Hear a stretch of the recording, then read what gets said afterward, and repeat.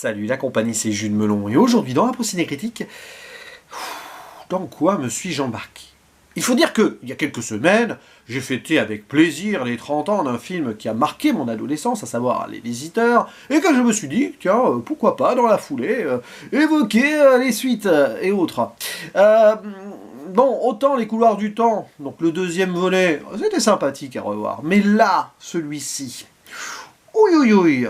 Et peut-être que le pire reste à venir avec le troisième. Car là, en fait, Les Visiteurs en Amérique, sorti en 2001, c'est un remake de ce grand succès de 1993 à l'américaine, comme souvent donc aux États-Unis on a avec des comédies populaires ou autres, d'autres pays qui ne sont pas doublés, donc hop, on les refait à sa sauce. Ce qui a donné lieu à quelques catastrophes, je crois que Oscar y est passé, mais à contrario aussi, une véritable exception, la totale de Claude Zidi, qui a été sublimée par James Cameron, True Lies. Là quand même, c'est compliqué. Réaliser ce métrage qui nous intéresse ici par un certain Jean-Marie Gobert, qui n'est nul autre que Jean-Marie Poiret lui-même, n'ayant pas osé signer donc ce truc de son propre nom. Ça partait pas bien sur le papier. Donc évidemment, il a co-scénarisé l'ensemble avec Christian Clavier pour l'histoire de base, mais avec un rajout, donc John Hughes est là, oui, celui qui a écrit et ou réalisé dans sa carrière The Breakfast Club, La folle journée de Ferris Bueller ou encore Maman j'ai raté l'avion. Paraît-il que Chris Columbus a participé à l'écriture de ce scénario, mais il n'est pas crédité.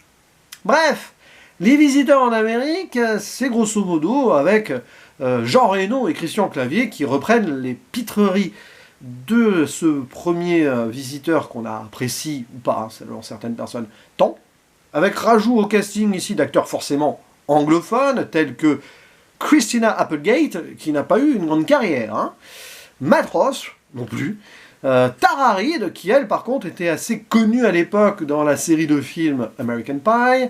Il y a également Bridget Wilson, qui avait débuté dans Last Action Hero, c'est celle qui jouait la fille de Jack Slater.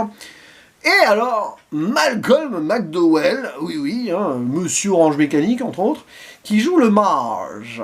Il y a même Richard Bremer, qui est là, dans le rôle d'un roi. Et un autre Français, Alexis Laurey, qui apparaît à la fin. Bon, tout ceci, pêle-mêle, pour une histoire qui se déroule entre le Moyen-Âge et le monde moderne, entre l'Angleterre et les États-Unis. Incroyable. Voyage dans le temps, mais voyage dans l'espace aussi.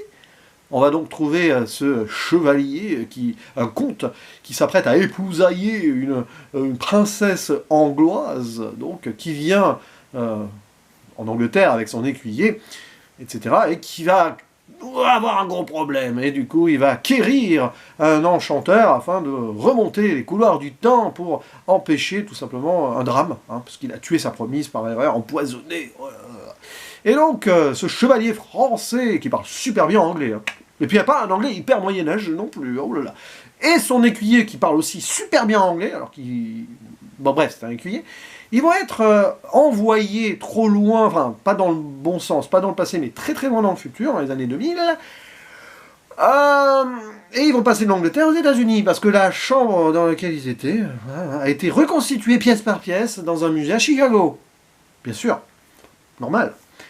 Et donc, forcément, anachronisme, paradoxe, complication, compréhension, etc. Et c'est grosso modo comme dans Les Visiteurs, mais à l'américaine. Mais il y a quand même des scènes qui sont reprises telles quelles. Bon, et donc ils vont retrouver la descendante, qui s'appelle Julia, qui a un mec un petit peu horrible, qui trompe d'ailleurs sa femme, blablabla, voilà, qui est beaucoup moins sympa que le personnage de Christian Bugeaud dans l'original. Et forcément, arrivés sur place, ils vont essayer de revenir dans la bonne époque, et en même temps, vous allez assister à l'émancipation d'André le Pâté, parce que l'écuyer, c'est pas Jacouille la fricouille, non, c'est André le Pâté, et c'est pas Godefroy, c'est Thibaut, André le Pâté, qui va donc rencontrer plus ou moins l'amour dans la personne d'une boniche d'un voisin. Alors attention, c'est pas une mendiante, il faut rester calme, et puis alors, c'est une jeune femme, etc., c'est pas Ginette alias Marianne Chazelle. Oui, c'est très américain. Puis on essaye d'instiller vraiment ce moment un peu amour et tout. Bon. Oui. Bref, et voilà, il va se passer des trucs. Et alors, oh là là là là là là. Alors, il faut voir ça vraiment comme un décalage absolu. C'est un film qui ne devrait pas exister. C'est paresseux dans l'adaptation, mais surtout, il y a des gros problèmes de montage. Alors, c'est pas par rapport à l'habitude où Jean-Marie Poiré il est hyper comme ça va dans tous les sens. Il y a même pas trop sa patte, je trouve, à part quelques plans comme ça, mais je trouve que c'est super mal agencé surtout. Voilà, c'est que là, autant, oui, on peut reprocher énormément de choses au rythme des films de Jean-Marie Poiré de ces époques-là, hein, à partir des Visiteurs, même Opération Corned Beef avant. Là, je trouve que c'est très mal fichu, c'est même pas forcément saccadé, c'est surtout qu'on passe d'une scène à l'autre. Et en plus, il y a une version française qui est différente de la version américaine, avec des scènes coupées, enfin, scènes qui sont là dans la version française, mais pas dans la scène américaine.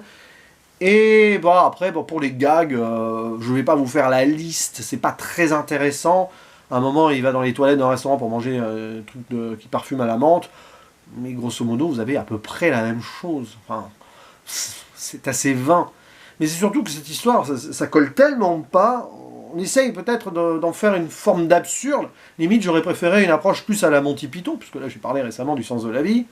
Mais même pas. Enfin, je sais pas. On a l'impression que on n'y croit pas même dans l'élaboration d'une histoire. Déjà, le fait qu'il voyage dans l'espace aussi, ça n'a absolument aucun sens. Et puis, il n'y a aucune cohérence. Enfin, c'est juste pas possible.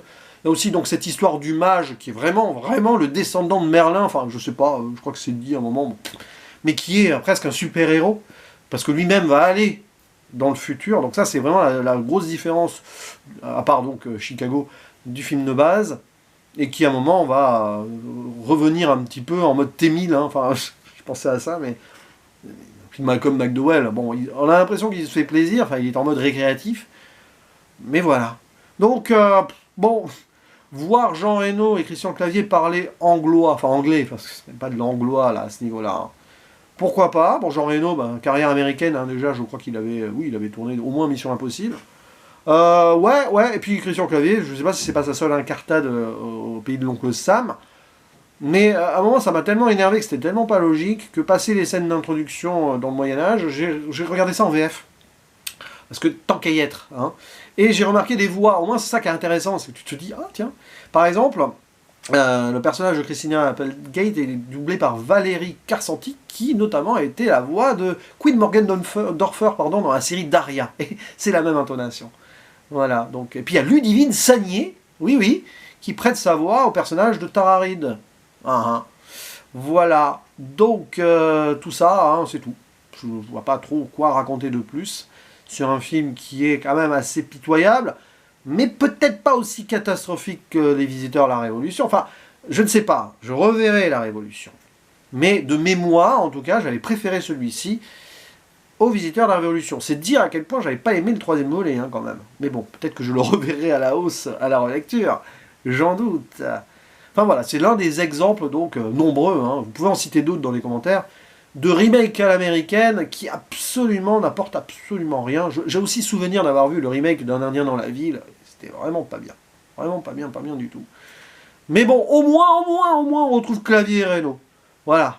Mais, ayant vu Les Visiteurs avant, si vous avez vu Les Visiteurs avant, qu'est-ce que ça apporte pour nous? Que dalle. D'ailleurs, le film a fait un énorme flop aux États-Unis. Ils n'étaient pas prêts, ça colle pas. Mais même, ça a été sorti en France, ça n'a pas du tout marché. Mais là, quelle était l'idée d'essayer de le sortir en France? Ça a failli couler la Gaumont, hein, cette histoire. Hein. Comme quoi, voilà. Quand à faire un remake, d'ailleurs, c'est très rare, parce que là, je finirai là-dessus, on fait un remake en reprenant les personnages et les acteurs de l'original. D'habitude, quand tu fais un remake, tu reprends des acteurs anglophones. Voilà. Ici, c'est vraiment un ersatz qui ne pouvait pas fonctionner. Mais bon, n'hésitez pas à dire en commentaire ce que vous pensez de ce film. Que sauvez-vous de ce métrage? Peut-être les moments dans un bar, là, où il chante « Chevalier de la table ronde ». Ah oui, parce qu'il chante en français. À un moment, il y a la digue du cul, hein, dans le bain de Jacouille. Mais il parle que anglais, même entre eux, il parle anglais. Parce que, évidemment, c'est un film américain. Ça n'a pas de sens, mais c'est pas grave. Hein, sinon, oui, déjà qu'ils font un remake, ils vont pas les faire parler français entre eux. C'est pas le but. Bref, à vous la parole. Et on reste calme, évidemment, hein, mais vous pouvez vous lâcher. Je vous dis à la prochaine. Ciao.